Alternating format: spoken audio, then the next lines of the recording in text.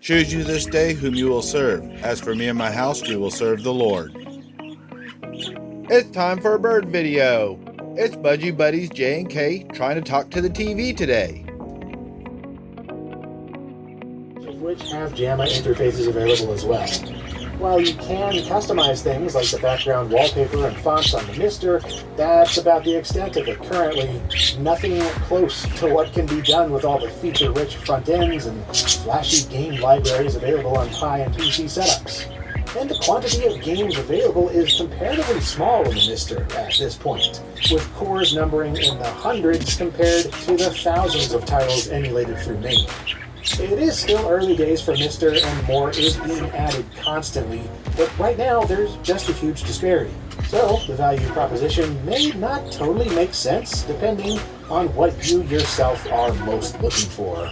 But like for me, the primary reason I have this cabinet is to play the Raiden series, and not a single one of those games is available on Mister yet.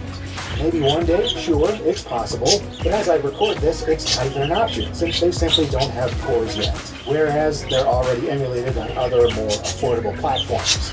They're not 100% accurate, nor are they as low latency as what you could get on Mister, but at least they're there, right? So yeah, disregarding the relative lack of games and customization, though, holy crap, the future potential is bright as balls. I love the Mister project and all it stands for regarding accuracy and near lag-free hardware emulation, and to have that packed into a well-built, high-quality product like the Mistercade is wonderful, and I've got to give huge props to the folks behind it. But you need to adjust expectations according to its strengths and drawbacks alike. The price can be an unpleasant pill to swallow right now, so I'm hopeful that could someday drop as the D10 Nano and other components become readily available again. We'll see. For the time being, I'd still recommend the Mistercade as a product overall due to how nicely put together it is and how effective it is in what it offers, since it will only get better from here.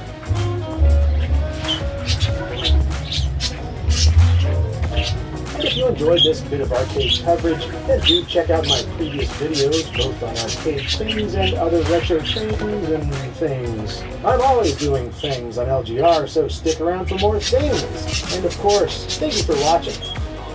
Taxpayers, but this plan is going to further inflate college costs and general economic growth. It's going to reward income earners. And of course, it's going to provide a major handout to these broke institutions of higher education. And it really is just the epitome of unfair policy because so many individuals made a conscious decision not to attend college to avoid exactly this debt. And yet, they're being handed somebody else's bill. So it really is just foisting somebody else's debt onto all American taxpayers and forcing middle-income Americans who did not or could not attend college to pay off the loans that somebody else took out. So it really is just the height of unfair policy. But isn't there a response that we'll get from the libs here, which is conservatives talk all the time about how the rich pay pretty much all of the taxes in America, and people who graduate from a four-year college are more likely to make more money. And so, yes, as a matter of optics, you have the majority of Americans who don't go to college, or graduate from a four-year college, paying off the student loans of this minority of Americans who do graduate from a four-year college and tend to make more money. But practically speaking, it's probably just the college graduates paying off these bills anyway, right? Because the college graduates are more likely to be wealthy. Yeah, more likely to repay, but I think there are so many moral hazards that this is creating that it's going to throw all of this out of whack moving forward. Why would anybody ever pay on their loans again? Right now, you are currently getting what is effectively an interest-free loan due to this pause on repayments, and then massive chunks of loan balances are being transferred on to somebody else. So why would you save? Why would you contribute to your kid's 529? Why would you plan on repaying in the future? And then, of course, it goes without saying, but universities are going to capture all of this largesse. They're going to increase tuition moving forward because they know these federal subsidies are likely to continue in the future. And then students are going to borrow the maximum amount that they can and likely attend a more expensive university than they would have otherwise in anticipation that their loans will be forgiven in the future. And I think one frequently overlooked aspect of this is the continued pause on repayments. This pause, as expensive as the so-called forgiveness is, we know it's going to cost at least $570 billion.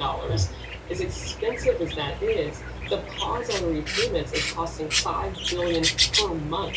And that was just extended through December, through the end of December. So this is not only incredibly expensive, but the pause is probably the most regressive component because doctors and lawyers are benefiting the most from not having that interest accrue on their high levels of student loan debt. What do you think the end game is here? Do you think that this is just an old, Chicago machine style, pay off the voters that you want to vote for you in November? Or is this part of a broader strategy to make college free for everybody, as some of the more left-wing Democrats have been campaigning on for years? Well, I think it's a little bit of both. You have to ask yourself why this particular type of debt, right? There's so much debt out there for so many things beyond college, right? The owner-operator truck driver who took out a $150,000 loan to be able to buy his own rig so that he could earn more down the road. Why should he have to pay off the student loan of a college-going counterpart who, statistically speaking, could earn more than him down the road? Why not the debt of the auto loan of the Uber driver, right? Somebody had tweeted, my mortgage now identifies as a student loan. So there are so many different types of debt that are out there. It begs the question, why this particular type? And I think the only answer is because this is a politically favorable constituency. But you're also right, and that this is the first step toward what the left ultimately wants, which is free higher education to really extend the K-12 system into a K-16 system. That dropped out or didn't go at all. But all of that said, I think college can be good. I really like liberal education. I break with the conservatives who say people should just study engineering, study something useful to help you get a job. I think that's insane. I think the only reason you should go to college is to read dusty old books of poetry. I think you should never take a practical vocational class in college. There's vocation training and trade schools for that. The point of a liberal education is to make sense of your freedom, cultivate your cultivate culture, and know about your culture, and train your rational will. And so I really want to support college and liberal education specifically on the one hand, and then on the other, I look on the campuses and I say, people aren't getting that anywhere. I mean, they're not getting that at Harvard. They're not getting that anywhere in America. So what do we do about that? Yeah, you're right. And we have created an incentive structure that tells young Americans that their only way to climb the path of upward economic mobility in America is through a four-year brick-and-mortar college. And I agree with you. We have sold higher education purely in economic terms and really focused on some of what should be the domain of trade schools and apprenticeship programs. And so I think I'm 100% with you. There is all the value in the world in getting a liberal arts education. But right now we're at a point where the federal government, the federal taxpayer, is financing, they're originating and servicing and directing. You're not going to really have a lot to show for it other than you went to some fun parties for 4 years, you did a lot of stuff you shouldn't do, and you're probably more ignorant than you were when you started. Now, though, if college is either going to be greatly reduced in cost or practically free, because they can take out as much debt as they want, they can expect not to pay it back, then why shouldn't students go to college and have a fun party for 4 years and not have to pick up the tab? Yes, exactly. I mean, this is all part of the moral hazard that this has created. People will make suboptimal decisions that they would not otherwise have made because of this free money that is now out there associated with higher education. And if we take a step back, we know what happens when countries try to make college free at the point of delivery. They end up having to ration seats. We saw this in the United Kingdom in the 90s, and then they eventually reinstituted tuition fees because they didn't want to have to ration seats. And so we know when big government gets involved with trying to finance and to provide higher education subsidies at an even greater rate, that all of these bad incentives are created, not the least of which is that universities are going to continue increasing tuition. If you look over the past 30 years, we know that total federal aid has increased about 300%. What do universities do in response? They more than doubled their tuition in real terms. And of course, this is what they're going to continue to do. We've known that for a long time. It's the old Bennett hypothesis that Reagan's education secretary put forward all the way back in 1987. Demers, ring the bell. And really turned I think, into a truism. And, last thing on that, there was a study that the New York Federal Reserve Bank put out a few years ago that found that for every additional dollar in subsidized student loans, universities raise their tuition about 60 cents. In other words, they're just capturing all of these additional subsidies, and they're not passing it along to students in the form of reduced tuition or increased salaries. They're hiring additional DEI staff or amassing more real estate. So they're not spending it in a responsible way, and we're likely to see that continue. Do you think that in the short term, this political gamble will work? I'm talking about midterm elections. Biden and the Dems are underwater on pretty much every single issue. COVID, sometimes they pop above sea level, but not very often. So this is it. They're trying to buy a bunch of votes. Does it work?